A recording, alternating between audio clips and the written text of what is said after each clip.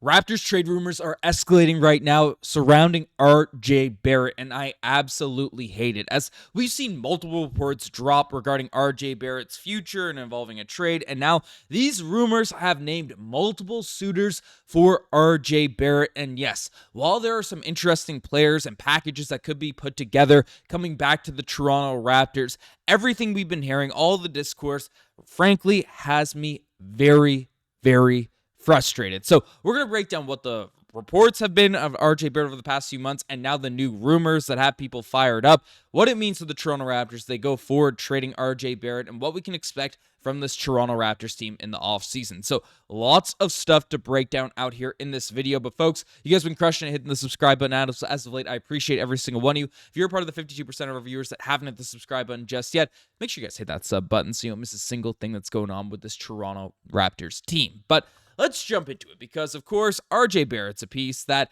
I have been outspoken on these videos. I have brought it up time and time again over the past couple months. I do not want to see him get traded. RJ Barrett has been a guy that, frankly, had a phenomenal season for the Raptors last year. 21 points per game, 6 rebounds, 5 assists, only 24 years old, shot 35% of the three-point line and over 40% out there on corner threes. The man was our most consistent player. He was relatively healthy last season. And yes, Scottie Barnes is the most upside on the roster. Brandon Ingram's our most established player. But last year, just in that sample size, RJ Barrett was the guy that really day in, day out was the player the Raptors could rely upon. And did everything for this team. He facilitated, he scored. When he was focused defensively, he did a really solid job. RJ Barrett really proved to a lot of Toronto Raptors fans that he could be the player that achieves the potential he had when he was drafted with the number 3 overall selection from the New York Knicks. And, the guy that people were touting as, the Maple Mamba, whatever it was. And Andrew Wiggins had that nickname as well. But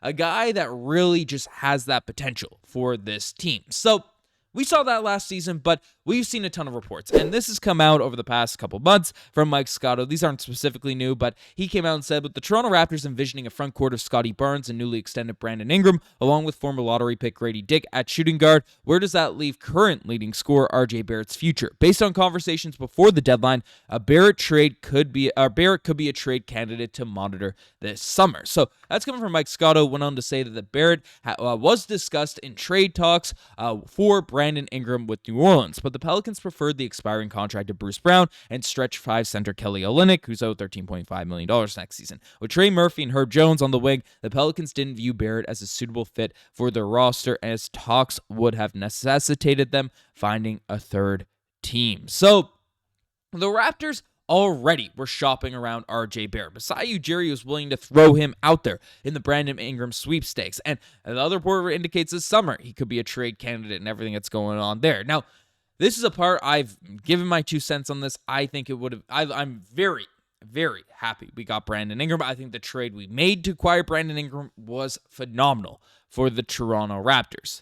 If we gave up RJ Barrett in that trade package, that's a different story. That's a whole different bag of worms. You're disgusted, you're bringing back value, all that type of stuff. So that is, I won't dive too deep into that, but the Raptors have already shown a willingness to deal away RJ Barrett, despite the fact he's such a valuable piece. Now, what has everyone fired up here now at this point? Because we've seen different trade rumors, we've seen different trade proposals thrown out there in recent weeks, but what's going on here? Well, this guy, Chris Davis, who has a lot of people confused because he's gotten a lot of stuff right. I mean, I'll say this first. Chris Davis, because I see some people, and this is rumor, right? This is a rumor. This is not Woj. This is not Shams, or Woj doesn't even exist anymore, but in the NBA space. I digress. He was right on the De'Aaron Fox stuff. He had a lot of rumors coming out around that point, brought up some Brandon Ingram stuff to the Raptors early on.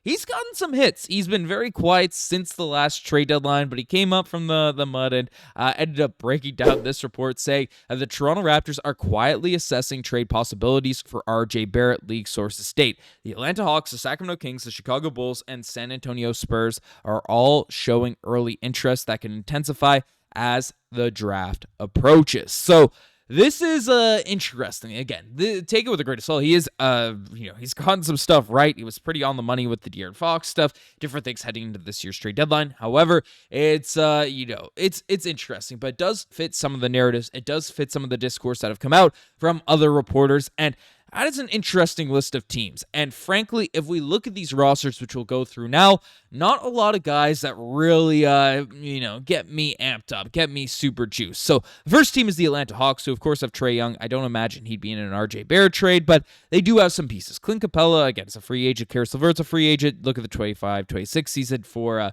the upcoming stats. The one player that's on this roster that does seem intriguing to me is Onyeka Okongwu, who is a guy that plays at center position, has been a little bit limited by the Atlanta Hawks, frankly, because he's been playing behind Clint Capella, has gotten some extra run this past season, and did show out with what he was able to do for this team. He came out and averaged 13.4 points per game, 8.9 rebounds, and 2 assists for the Atlanta Hawks, close to a block and a steal per night. Has shown some potential out there as a three-point shooter, shooting 35% on corner threes. But the one concern with Onyeka Okongwu is his height. He is definitely bold. He's a center. He plays the center position, but is only 6'8". Now, he has longer arms. He has some strength. He has some different things. He can be a rim protector, but he is undersized out there at that center position. It's a guy, you look at his upside, you look at his potential, and he just screams Bam Adebayo. That's the one piece that everyone looks at Onyeka Okongwu is like, oh, okay, that's the piece that he could become. And, the Toronto Raptors have been outspoken about how they do need a backup big man. Now, Kama Malawatch is a piece. Derek Queen is a guy that have been brought up as a potential draft pick for the Toronto Raptors to fill that center void. Of course, you have Shamshay out there in the G League who could develop and, fill that role. Maybe you could look at Okongwu as more of a 4 or 5 rather than just a 5. But regardless, feels like a guy that the Toronto Raptors would be interested in bringing in, given their need at the backup center position. You do have Jakob Poeltl, and I feel like Onyeka Okongwu wants to be in that role as a starter. So, while positionally it might make sense, everything that's being brought up, I still, looking at the stats, looking at the numbers, RJ Barrett is still the better player in my opinion. Still the guy I would rather have on my roster, short-term and long-term, the same age.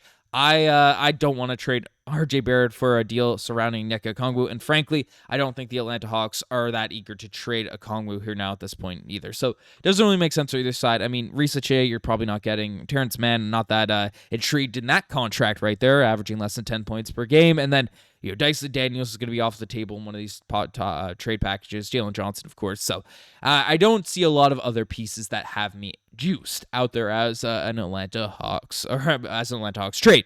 The other team that's brought up, which we'll bring up next, is basically the Sacramento Kings. That was named in that report. If we trade RJ Barrett for LaVine for DeMar DeRozan, I would be very, very sad. Already brought up the DeMar DeRozan discourse because it's all signs are indicating him getting dealt this summer, but I won't dive into that avenue in this video. Malik Monk's interesting, but a lot of guys just on this team that are older than RJ Barrett, that have less potential than RJ Barrett, and frankly are less productive than RJ Barrett is right now. So not that intrigued by these different moves. The one guy that is a little bit intriguing solely off the fact that Raptors almost got him multiple times out there in the past is Keegan Murray, who, this season had a very down year by his, high potential standards. This is a guy that was untouchable, quote, in Pascal Siakam trade talks in the past. Now, Pascal Siakam is a 1B option on a conference finals team out there in the Indiana Pacers, and Keegan Murray is not good on the team that didn't make the playoffs. So that's that. He's averaging 12.4 points per game, 7 rebounds, 1.4 assists. 34% from the three-point line, 38% from corner threes. Watched a lot of Kings games this year, and frankly, he is one of the most frustrating guys out there on by Sacramento Kings fans. They are not happy with his offensive production. He's extremely inconsistent. While he does bring the energy, the effort, rebounding, and on the wing position, plays a lot of defense on a team that doesn't play a ton of defense in the Sacramento Kings, Keegan Murray is not a player that, again, we just compare the stats to RJ Barrett. RJ Barrett is, 100 days older, so basically the same age, and already putting up better stats in essentially every statistical category, including three-point shooting. Keegan Murray is supposed to be a three-point shooter. RJ Barrett shoots a higher percentage on overall three-point shooting as well as corner threes. So what are we really doing here with one of these trade packages? So that's that. The other two teams I'll bring up, in terms of the mix, is the San Antonio Spurs. I mean, you're not getting Wemby, you're not getting Castle, you're not getting the top guys. I mean, Sohan, if it's a money move, it's a contract, he'd be an interesting guy to come back, but I don't think he complements his team very well with the Scottie Barnes and Brandon Ingram out there in the mix. Keldon Johnson, not that amped up for. Devin Vassell is pretty intriguing. You have him locked in long term, but again, RJ Barrett's just the better player in my opinion. He's younger. He's the guy that you'd rather have out there on your team. So the Spurs, that is that, and then the Bulls.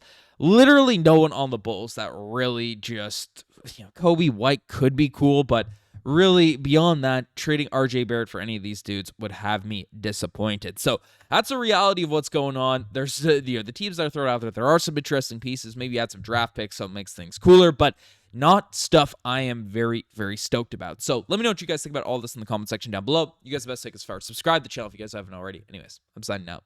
Cheers.